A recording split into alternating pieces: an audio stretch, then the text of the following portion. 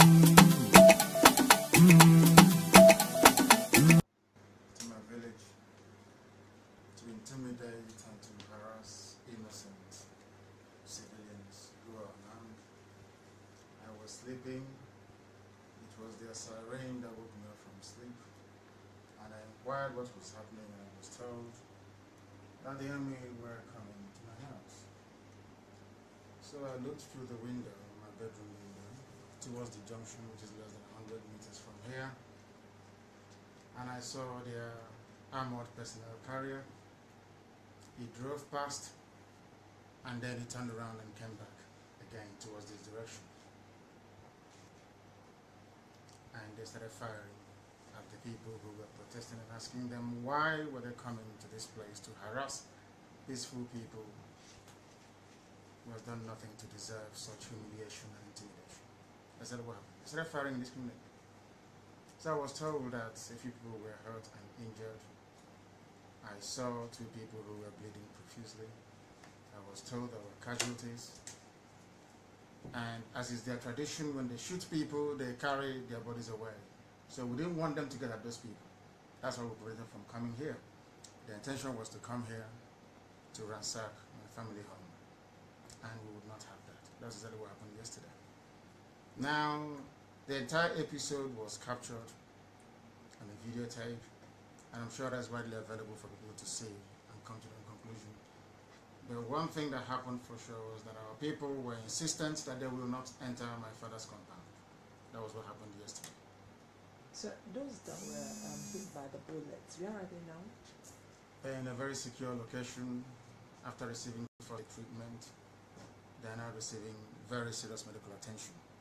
And last night, this same Nigerian military went to FMC, which is the Federal Medical Center, to inquire about them so they can take their bodies away as usual. How many of them, sir? 3 in total that I'm aware of. No lives were lost. I understand that lives were lost. Do you know about the number of persons lost? I know I was told at least 2 people. It was 5 initially, but the rest sustained superficial injuries and bullet wounds. The police told us 3 people are currently receiving treatment at their clinic, that they were only macheted, not shot. Who macheted who? That's exactly what I'm not sure. Ask the police, because they're liars. The Nigerian military and the Nigerian police, they have perfected the art of lying. And unfortunately, some of you men and women in the media have allowed them to get away with murder. That is why they do what they do, because of the complacency of the media and certain television stations. That is the reason why Nigeria is a dictatorial state. That is why there is no freedom here. That is why people are being pursued into their bedrooms to attack them. You have been here now. Do you see anybody armed? Have you seen any soldiers, as they claim? We have. We are a peaceful people. My father's palace is Umudo's palace. My father is a JP, has been a peacemaker all his life. All I want is freedom. And I have determined that self-determination via referendum is the best way to settle this dispute once and for all. And we are undeterred. Thank you. On the part of the military, actually, quite trending through the social media that they went through the FMC rules, okay, as this particular incident took place, the axis between FMC and World Bank, but unfortunately, you've been able to tell us that it actually happened right here. What's your part? It happened here. The thing about the Nigerian military, which you men and women of the media must try to counter, come and investigate. Go and ask people. Less than 100 meters from here, the junction right behind me was where all these things are. We stopped them from entering this untarred road. That is why they've not tarred this very road. Because my father is an upright man. He's a traditional ruler who will not compromise his principles. They refuse to tar his road. That is why. At the end of this untarred road, at the junction, was where they parked their tanks. I saw them. Go and watch the video. They moved up and they reversed and came back. They turned their tires to come in here. And the young man said no, that they won't come in. That's exactly what happened. And we maintain, and will continue to maintain, that we remain peaceful, determined and very resolute. Nothing is going to stop us. Nigeria is bringing war to us. We are not fighting anybody. It is Buratai and his men that are bringing war to us. They want us to become armed so that the world can say that Nnamdi Kanu is leading a violent armed group, which is not the case. They are provoking us to war. And it's your duty as journalists to make sure that the world understands this. Okay, there was this report that you had a meeting with the Southeastern governors. What was actually the outcome of that particular meeting you had with them? I think my primary concern now is for the family of those that lost their lives and for the people in hospital receiving treatment. When the time comes for that, I will gather you people from the media to brief you as to precisely what we are doing. Thank you. Thank you very much. Thank you. Please, I want to ask for permission. Can we take shots from the gate here to... Of course you can, yes. Thank you very much. Yes. I'll show you exactly where they came. I'll show you exactly where they came to.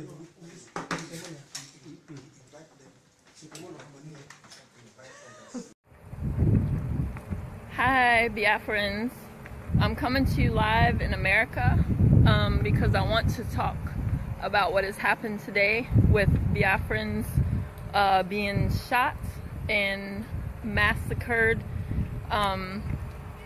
when it shouldn't happen that way, that Buhari's government has gone too far, and that our people are being massacred every day.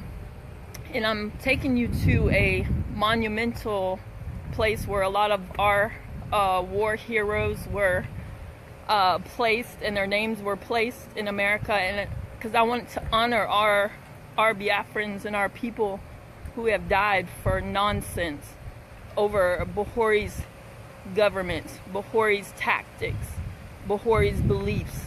And I just want to say that America, we are watching you, Buhari. We know your game. We know what you're up to. We know your plans, and you will fail. And how you come and attack innocent people, and you come to rob them of their life. I say God has a present for you.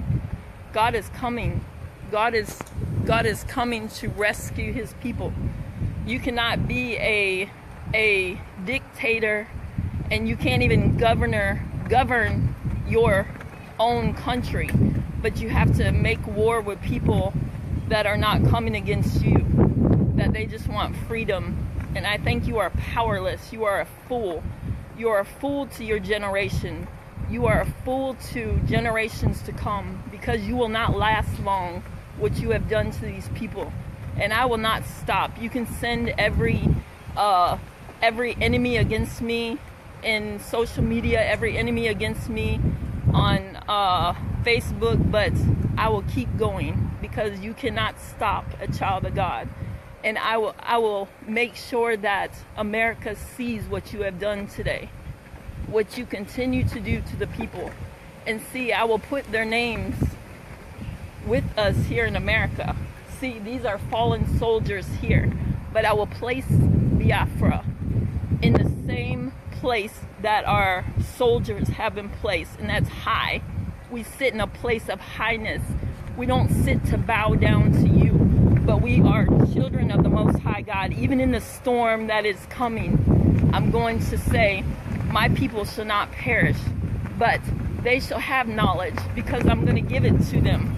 Our leader is going to give it to them, and our people will come out of this. That God has a different plan. I don't care what your plans are for them, and that you come where they're empty-handed. You have come to mark them with not having a capability to take on your tactics. But I will tell you that God says he will destroy the enemies. He will put them under his feet. So I'm telling you, you are playing with the wrong God. You need to go and do your Allah and your praises somewhere else. You need to take your characters that you have, Boko Haram, and your ideology somewhere else, because it will not play.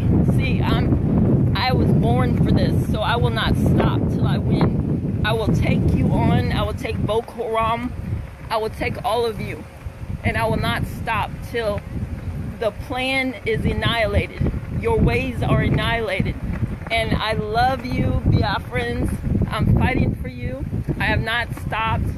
Sometimes I gotta be silent because you don't let the enemy know everything you're doing. But I tell you, I placed you in the highest with our American soldiers, and you will not die unnoticed. You will not die. Your plan, your way is not death. Your plan is highness. Your plan is greatness. I will tell you that God will enable you with power. And I'm telling you that this year that they will try to pull the same tactics that they pulled before, but you will come out alive. That what they had planned for your weakness, God has planned for power. And I just say, Biafrans, keep your minds straight, keep your eyes upon God, and you will see greatness this year. And I love you. I just wanted to let you know, I wanted to let Bahori know that his tactics have failed. Your ways are failure. Your name is darkness. And I tell you, Biafrans, I love you. Don't listen to the enemy. I am still on your side. I am with you. I love you. And be blessed.